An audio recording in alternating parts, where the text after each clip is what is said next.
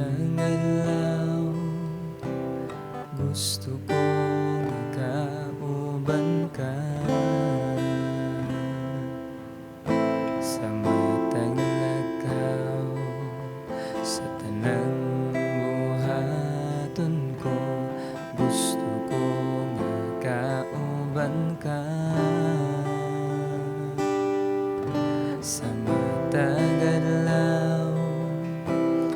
Gusto ko makauban ka sa matang lakaw, sa tanang buhaton ko. Gusto ko makauban ka, kay ikaw man kanunay hinggit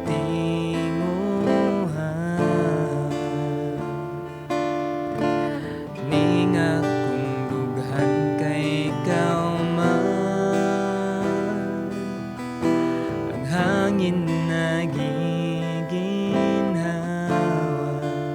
Ikaw ang akong kusog, ikaw ang akong gugma, ikaw ang tanan.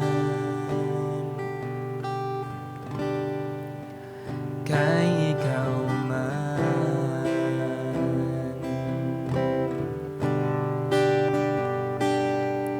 sa gusto ko makauban ka sa matang lakaw, sa tanang buhaton ko. Gusto ko makauban ka, kay ikaw man kanunay hinggit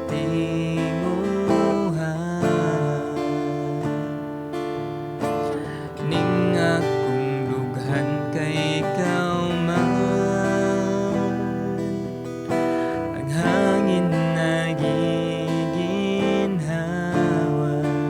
Ikaw ang akong kusog, ikaw ang akong gugma, ikaw ang tanan. Kay ikaw man kanunay hinggit tinguhan. Ning akong dughan. Kay ikaw man kanunay higinhawa. Ikaw ang akong kusog, ikaw ang akong gugma, ikaw ang tanan. Kay ikaw man.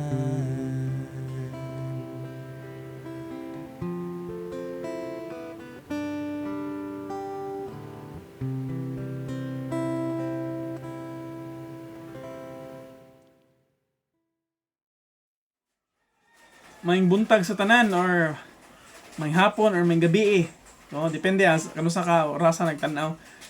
Happy New Year or malipayong bagong tuig.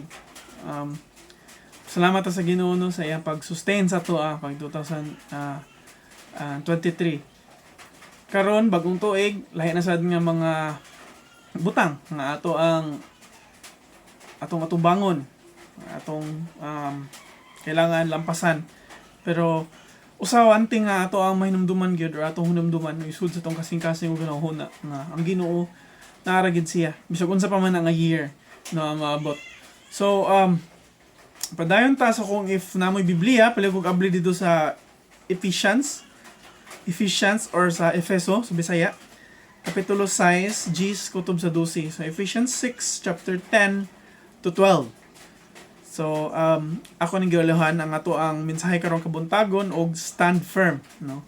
Sa karon bag-ong tuig nga atong atubangon, dapat na mo barog. Dapat na mo tindog or stand firm diha sa Ginoo. So again, magabasa ko sa New Living Translation in English. Kato lang yan yung kuanon sa Bisaya. Again, kung na may Biblia, pala kong kable dito sa Ephesians 6:10-12. So, gingon dire, pulong sa Ginoo. Finally, be strong in the Lord and in His mighty power. Put on the full armor of God so that you can take your stand against the devil's schemes. For your struggle is not against flesh and blood, but against the rulers and against the authorities, against the powers of this dark world, and against the spiritual forces of evil in the heavenly realm. Let us pray. Father in heaven, Lord, salamat kaayo sa adlaw nga imong diri kanamo Ginoo. Salamat Ginoo nga sa natapos nga tuig karong tuiga nga among tubangon na sa Lord kami nagasigo sa muna kasing-kasing sigurado may Ginoo nga ikaw hapon mag-uban, magpanalipod, maggiya kanamo. Hinauta Lord nga dili na mo og tangon sa mga kasing-kasing unahuna Ginoo nga mosalig, mosampit, ug way laing daganan kun dili ikaw lamang Ginoo. Hinauta Lord nga mapadayon mi sa amo ang kinabuhi nga uban ka nga na sa mga unahuna og kasing-kasing nga among kinabuhi para sa imuha, para sa imong kahimayaan Ginoo. Hinauta Lord bisan Lord sa karon sa amo ang pagtuon ug pamalandong sa imong pulong. Hinauta Ginoo ikaw lamdag sa mga nahuna. Magahikap sa mga kasing-kasing Ginoo. Ngayon ata Lord nga dili lang kini usa ka mensahe nga molabay sa amo ang kinabuhi kun dili Lord amo ni siyang kinabuhi sa tanan na gusto nimong tumano namo, sa tanan gusto nimong ganahan namong buhaton, among buhaton o ginautan Lord nga may maya ka sa amo ang pagtuon karon sa imong pulong. Salamat kay Ginoo sa tanan. Tanan Lord ang gipangay pasalamatan sa ngalan ni Jesus. Amen. Amen. Again, may buntag. So short background sa ato ang passage karon. Sa Efeso mo na siya ang kaning nga letter nga gihatag ni Apostol Pablo padung sa Efeso dito, simbahan dito sa Efeso. Gisuwat niya samtang siya na priso, no. So kaning sa Ephesians usa ni siya ka big city, no, nga giadto ni Apostol Pablo nag-share sa gospel ang mga tao nakaila sa Ginoo ug nagtukod ang simbahan unya karon si Apostol Pablo iyang gi-encourage ang mga tao dito kay mga problema. So sa una nga mga chapters ani nga libro naghisgot ani nga book sa Ephesians or kaning letter naghisgot si Apostle Pablo about the gospel or reminding them who Jesus Christ is. Kinsa si Jesus Christ, unsa iyang gibuhat, unsa ka maayo ang Ginoo ug ang design nga iyang gibuhat especially from the gospel ug angay nga buhaton.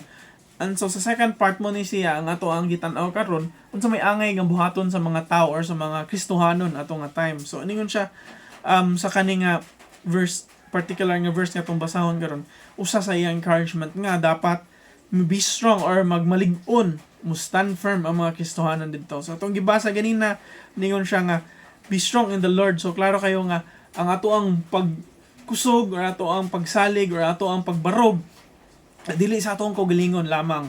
So para diha sa Ginoo. So kay kibaw man ta nga maghatag or sustinar kanato ang Ginoo lamang. So spiritual conflict is part of our journey.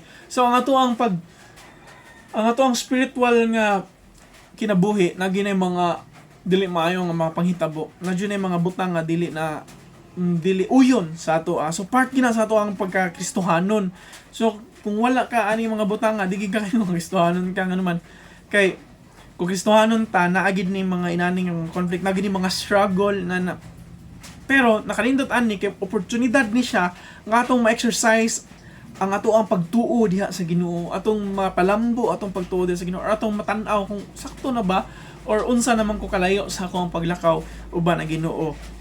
Now which is si Jesus Christ nga mo'y nakadaog na or nadaog na niya ang away dito sa iyang pagpakamatay ngadto sa cross. So sa pagpakamatay niya ni Jesus Christ dito sa cross, makaingon pud ta nga kita mismo we are conqueror just like Jesus Christ because Christ nagpuyo diri sa atoa or siya mo'y nagdala sa ato, siya mo'y naghatag og kusog nato. So muna kita mismo dapat mo stand firm or mubarog ta diha sa Ginoo. And even bisan sa Biblia nag-command nato nga to be strong, to protect ourselves, and to pray. So muna to siyang paghisgutan karong kabuntagon. Tulo ka butang, be strong in the Lord, be protected, and lastly, be prayerful. So akong balikon, be strong in the Lord, be protected, And lastly, be prayerful. Be prayerful. So, una, be strong in the Lord. So, ito makita dira sa Ephesians 6:10, ingon dira, finally, be strong in the Lord and His mighty power. So, magmalig-on kuno ta diha sa Ginoo ug sa iyang mighty power. Excuse me.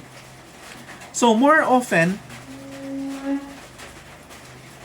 nga ato makita na ato ang mga struggle sa physical, no, nga mga butang, like for example masakit na, mo na pinaka common, no, or problema ta sa financially, but again muna ato ang gi-develop og maayo, no, muna usay mo count tag mga healthy foods, mo count tag mga mga butang, or mo apil tag mga sakto nga diet, no? Gikan para ba sa New Year o sa Christmas, daghan kita mga gipangkaon nga kwan. So, daghan kayo mga tawron nga nag-exercise sila so para mabawi. Pero gikuman pud ta nga to be spiritually strong, or sa ato ang spirituhanon nga bahin. Dapat magmalig-on pud ta dili lang sa physical. Pero klaro kayo ang gingon diri, finally be strong in the Lord. It means depending. So dependent ta sa Ginoo ug siyang grasya, sa iyang gahom, sa iyang mighty power, no? Be strong in the Lord in His mighty power. Dili sa atong own ability or capacity. So when we humble ourselves before God, He will fight for us.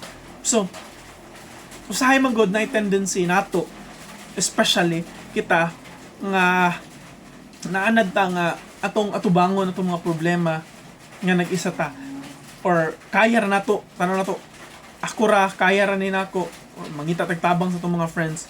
So man yan nakanindot ani sa dihang naana ta diha ni Kristo, sa dihang atong gidawat si Jesus Christ nga isip natong Lord and Savior, atong Ginuog mangluluwas, wala na ta nag-inusara. Ang ato ang fight, ang Ginoo nagauban kanato. So if humble lang ta enough nga mo ang Ginoo na diha mo tabang nato, ang Ginoo mo'y mag-uban o magtabang gid nato. So klaro kayo ningon siya, finally be strong in the Lord and His mighty power. O siya mo ingon, wala mo ingon si Apostol Pablo sa mga tao sa Efeso nga, you are strong, nga kaya na nimo atubangon or unsa nga mga butang. But he said, be strong in the Lord. So pasabot, total dependent or dependency or pagdepende dira sa Ginoo o sa iyang gahom. So if we believe that our God is powerful, kung tuot ang atong Ginoo gamhanan, ang atong Ginoo may nagmugna sa tanan. Kumbaga, it's a comfort sa ato Comfort kayo sa ato nga makahuna-huna nga ang atong gamhanan nga Ginoo ang nagmugna sa tanan, nagbuhat sa langit ug sa yuta. Maoy naghatag na tog kusog, mo'y naguban ka nato, mo'y naghatag na tog paglaom. Di ba comfort siya para ka nato nga bitaw sa mura ganig usa ka bata mga na siya sa usa ka lugar nga nahadlok siya, or na siya in deep fear, or nahadlok siya sa usa ka butang. Unsa man yang pangitaon? Kinsa man yang pangitaon? Ang bata, di ba? Dependent siya sa mga ginikanan. It's either mama or papa to feel secure. Kumbaga, inahan na ang atong pag-approach, or inahan na ang atong mentality, or atong panghunahuna, or sa atong kasing-kasing nga naatay amahan na mo'y nag-comfort na to, naghatag na to peace, naghatag na to kusog. Siya mo'y naghatag na to og kasiguraduhan. Speaking of kasiguraduhan, muna siya atong second point, which is to be protected. Be protected. Ang Ginoo naghatag na tog protection. Pero unsa man yung mga protection? So nasa 2 Corinthians 10:4 na yun dra. The weapons we fight with are not the weapons of the world. So ang ato ang gigamit kuno nga mga weapon dili gikan sa kalibutan. Ingon siya, kundi gikan sa Ginoo. On contrary, they have divine power to demolish strongholds. Ug nakanindot ana kay na siya divine power nga mo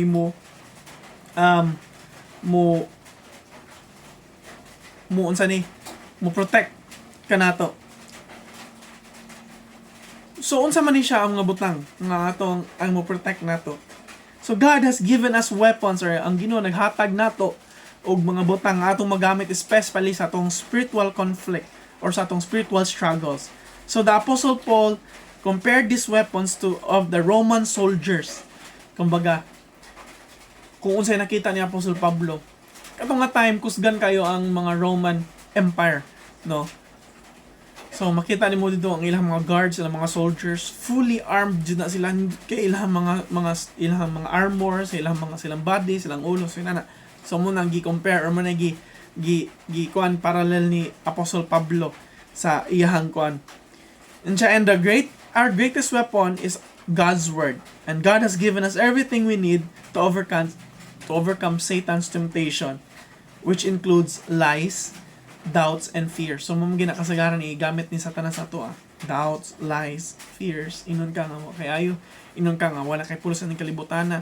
Inon ka nga wala na kay gamit aning kalibutan na. Or fears unsa to mga kahadlukan. Maybe hadlok ta malugi, hadlok ta magkasakit, hadlok ta mo na gamiton ni Satanas perminti sa to para mo atras ta diha sa Ginoo. Pero pwede ta ma-protect, gitagaan ta sa Ginoo protection. Ug mo ni siya. Ingon ni siya sa verse sa Ephesians sa verse 11 siya, put on the full armor of God so that you can take your stand against the devil's scheme. So, put on the full armor of God. Yun siya, put on the full armor of God. Unsa man ni ang armor or unsa man ni ang armor sa nga gihatag sa Ginoo sa ato So, jump ta sa chapter 6, 14 to 17. So, diri niya mas gi-emphasize, mas gi-klaro niya kung unsa man niyang armor. So, ingon siya, 14, stand firm then. So, again, ingon na siya, stand firm, barog na sad. Siya, with the belt of truth. Belt of truth, so muna siyang armor. Belt of truth. Buckle around your waist. So, bakus. Bakus. And siya, with the bracelet of righteousness. Bracelet, muna siya ibutang diri sa so kumbaga katong armor ba nga gingon ako nga gi-compare niya sa Roman soldiers. And with your feet with the readiness that comes from the gospel of peace. So sandal nga sa imong tiil sa gospel nga wala maasa ka. In addition to all this, take up the shield of faith, nga toong shield sa pagtuo, which you can extinguish all the flaming arrows of the evil one, which is atong masagang sa attack ni Satanas. And siya, take the helmet of salvation, so nanay bracelet, helmet, sagang, kompleto, and the sword of the Spirit, which is the word of God. Onya, sword, so espada, which is ang pulong sa Ginoo. So, kumbaga, kung ato ning usa-usahon, taas gid siya. Pero, tagalan na to murag summary sa ganahan nga ipabuot nga masabtan nato niya Apostol Pablo. We are fully protected, no, kung kahibaw lang ta kung unsay gihatag sa Ginoo sa ato sa atong kaluwasan, sa atong pagtuo mo nato siyang gamiton, no. So sama sa usa ka Roman soldiers nga fully equipped, inana pod kuno ta nga Kristohanon. So sometimes wala nato na gikuan na huna. But ang pinaka-importante gyud, we can fight back sa temptation or sa mga ilad or sa bakak ni Satanas pinagi sa pulong sa Ginoo. Muna itong pangontra. Problema lang nato no kay wala kay nato gipahalagan ang pulong sa Ginoo, ang Biblia. Usahay gani kalimtan na nato mo tutag simba di kita magdaag Biblia or sa balay di ta mabasa sa Biblia. So unsa man to pag kig-away sa mga temptasyon or sa gigamit ni Satanas nga mo'y muguba sa atong kinabuhi kung wala tay basa-basa sa pulong sa Ginoo. So one encouragement, if we really want to be strong or to stand firm karong tuiga diha sa Ginoo, dapat atong basahon ang pulong sa Ginoo. So naatay mga 1-year plan, naatay mga guide unsaon pag basa sa pulong sa Ginoo yearly or everyday. So if ganahan ka, if interested ka, just ayaw pag-hesitate, ayaw pagduha-duha og message namo no sa TLCC. Naranay mga contacts dira after sa atong video karon sa sermon, nanay mga contacts dira kinsa angay kontakon. Pwede ako mismo kung ganahan mo, message me sa Facebook kung friends ta or sa Messenger kung ganahan mo a year plan unsaon pagbasa, unsaon asa magsugod ang pagbasa sa pulong sa Ginoo. Naratay mga guide ana if you are interested. And I hope mga interesado gid ka. Kaya again, this will help us, this would protect us. Kani mga butang gihatag na sa Ginoo sa ato. Ang problema lang wala ginato magamit. Kumbaga, kung nakakasao sa katrabaho, for example, sa construction worker, para magmasa ka or andam kag semento, kinahanglan gid kag pala, di ba? Kumbaga gibutang na ang pala dira pero wa nimo gamitan imo ra gigamit ang kamot. Inana nga picture nga to makita if we don't use sa mga butang nga gihatag, mga protection nga gihatag sa Ginoo sa toa. Again, we are protected. That's why we have the reason or natay dako nga chance or natay kasiguraduhan nga makabarog yun ta dili kay tungod sa ato ang own will kun dili kay ni salig ta sa Ginoo og natay protection gikan sa Ginoo. So again, we are to stand firm. Mubarog ta, magmalig-on diha sa Ginoo. Nga diha sa Ginoo gamit ang iyang protection diri sa ato gamit ang mga butang nga iyang gihatag diri kanato. Lastly, og kani pinakanindot, be prayerful. Be prayerful. So pray continually, the same author ningon sa Apostle Pablo, pray continually or pray without ceasing or pag-ampo nga walay katapusan. Give thanks in all the circumstances for this is God's will for you in Christ. So pag-ampo, dapat mag-ampo ta sa Ginoo nga walay kahumanan. Kumbaga dependent. Nagdepende ta dira sa Ginoo.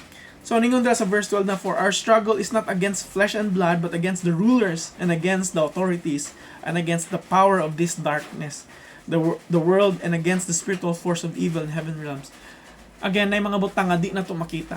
Pero one thing for sure, ang ato ang mga kalisdanan aning kablotana, dili lang tungod sa tong physical or dili na to makita, kung dili lang ta makakita.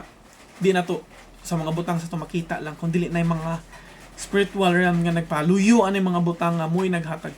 Kung na yung mga temptasyon, na yung mga temptasyon, na yung mga struggle, tungod kay na yung mga butang nga di na to makita. Pero nasa butang nga di na to makita diha sa Ginoo nga iyang gibuhat nga may naghatag na to og strength or protection.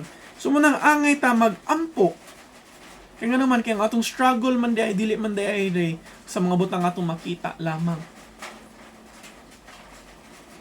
Utro man po din ni or naman po din ni mga butang nga di na to makita. So sa spiritual nga realm. So dapat maginampuon ta.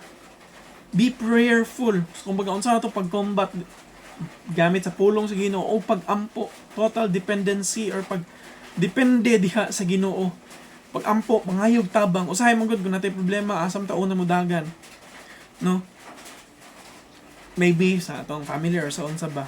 But again, pag-ampo diha sa Ginoo. So pray for God's will to be done in your life. Muni ang angay natong abutangan nga ang kabubuton sa Ginoo ang mahitabo sa ato ang kinabuhi, dili ato ang kagalingon, dili sa ubang tao. No, sa struggle kayo na nato nga ipag-submit ang atong mga ganahan or ang atong ganahan may tabo sa atong kinabuhi. Pero dapat lang nga unsay ganahan or unsay plano sa Ginoo sa atong kinabuhi mo untay mahitabo sa ato. So muna to iampo. Ato iampo atong pamilya, atong simbahan. Daghan kitag angay iampo no usay atong kagalingon ra, pero kung na to daghan di lang kita nag-struggle, even our families, atong church, even our nation, ang ato ang nation. But again, we have to be watchful and persistent. Dapat magpadayonon ta or dapat magbantay ta sa atong mga palibot. Ug ang ato ang mga concern atong ihatag dito sa Ginoo. So prayer is not a suggestion. Dili na siya suggestion nga oy, kung mag-pray ka, kung naglisod kay nanay. But it is commanded. I-command ni siya sa Ginoo for all believers. Ningon na siya, pray continually ng walay hunong-hunong pagampo. So unsa man ang pray continually? No, ako sa una ko pray without ceasing. Unsa man ang pray continually? So ang prayer, ako na realize nga prayer continually is having God in our mind. Bisag asa ta. Kumbaga isud na to sa hunahon na ato nga natay Ginoo nga atong mastorya bisag asa ta. It's not just about nga moadto ta sa simbahan or moadto ta sa kwarto magampo ta or usana siya no magampo ta inana, but ang Ginoo natay access niya sa dihang gidawat nato si Jesus Christ nga isip natong Ginoo og mangluluwas na natay access diya sa Ginoo 24/7 bisang asa ka, whether naka sa CR, nagkaon ka, nagdrive ka, naka sa simbahan, naka sa eskwelahan, bisag asa ka, pwede kang makasampit diha sa Ginoo. Mo nang ingon nga pray continually. So sa una before napakoy motor no drive kog motor sa una, usa sa akong habit is to pray nga no motor ko. Samtang nag-drive ko sa motor, maghatod sa akong asawa or muuli ko, Magtatan ako sa palibot, sa may angay na ko iampo ng mga butanga, nakita ko sa mga tao, kani sila, makaila sa Ginoo, kani sila, nga maabot ang time, makaabot ang gospel sa ila, ha, or nga sila, mo surrender silang kinabuhi. Kana, mo ng mga butang, kana mga guba nga dalan, usa na sa kuyampo. So, usa na siya sa suggestion na sa pray continually or walay pagampo. So, naka-time, pwede ka magkikstorya sa Ginoo. Again, sa kagingon pa, dili na limit ang pagampo sa atong pag-close sa atong mata or kung nata sa kwarto or nata sa simbahan, kung dili makaampo ta sa bisag asa, which only nagpakita lang sa atong pagdepende or nag-total dependency diha sa Ginoo, sa atong pagbarog, atong gi-acknowledge nga dili ang atong kagalingon nga makabarog, kung dili tungod na atay Ginoo nga atong masampit, natay Ginoo nga mapangayuan atong tabang, ug natay Ginoo nga mo'y kibaw ta nga mo'y mo tabang ginato, naghatag na to og kusog. Muna, ampo ta nga ang kabubuton sa Ginoo ang may tabo sa itong kinabuhi. Again, be watchful on sa mga butang. Di lang kayo mag-ambot. Ampo ta, katulo sa kadlaw ra ta makaampo. Kanarang kadakaon to. Thank you Lord for this food. Amen. Udto, thank you Lord for this food. Gagabi, thank you Lord for this food. Dila ta magampo. Again, a prayerful life is very important. Good. Nga nagpakita na to nga depende gid ta dira sa Ginoo.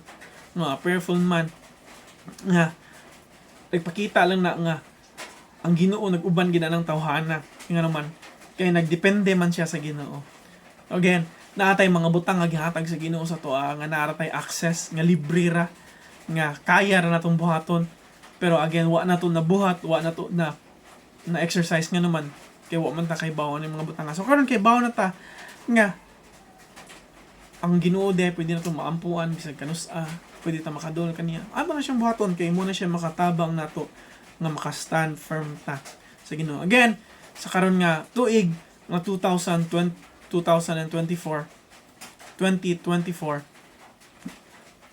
we are to stand firm ubarog ta nga magmalig-on diha sa Ginoo. Pero ang nakalindot dili sa atong kaugalingong kusog, kundi be strong in the Lord. Atong gikuha atong kusog diha kaniya, and be protected sa mga protection nga gihatag sa Ginoo sa ato, sama sa usa ka Roman soldier na atay mga shield, na atay mga taming, na atay sword, na atay espada, which is ang pulong sa Ginoo may mo-attack nato or may ma-fight nato, ato nang gamiton. And lastly, be prayerful gyud, total dependency sa Ginoo. So kung gingon pa dili malimit atong pag-ampo, no, kung sa ato ang schedule time of prayer, dili every day, every hour, every minute, kung pwede istorya ka sa Ginoo. Kana isud gyud to sa nahuna ang ginuwa no wala naara gyud nag-uban nato, pwede ra gyud ta maging istorya niya. Mga problema, istorya sa Ginoo. Kung nay mga pangayog kanang prayer request or nay mga prayer request atong mga kaila na patabang og ampo nato, ampo dayon diha dayon. Ayon ang pagunahuna og unyang gabi ako ni ampo iswat ako diretso na lingkod, pause for a while, pray for them. Tabang again, ang access na to dira sa Ginoo, grabe kayo, wa gyud siya limit. Bisag asa ka, bisag unsay mong gibuhat, pwede gid na. Mo na akong habit nga if nay man ka mahatag og prayer request, pa-pray ko inani na I would pause for a while and pray for that certain prayer request for that in that very moment, and then ako inform siya, just praying for you. And usa pud na nga maka-encourage. And again, we all know nga ang Ginoo mo'y maminaw og magatabang sa atong mga pag-ampo base sa iyahang kabubuton. So again, karong tuiga, you have to stand firm. Padayon gihapon ta sa itong pagtuo diha sa Ginoo. Total dependency diha sa iyahang mighty power. Gampo ta. Dami gamahanan nagdalay ko ng mga Dios. Salamat Ginoo sa imong pulong. Ang nagapahinumdum ka na mo, Lord. Nga kami, hangay mo barog.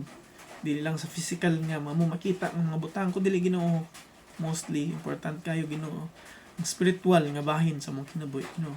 Ano Lord nga mapakyas mi kada adlaw kay sa mga butang nga wala na mo gigamit nga maghatag diri ka namo Ginoo.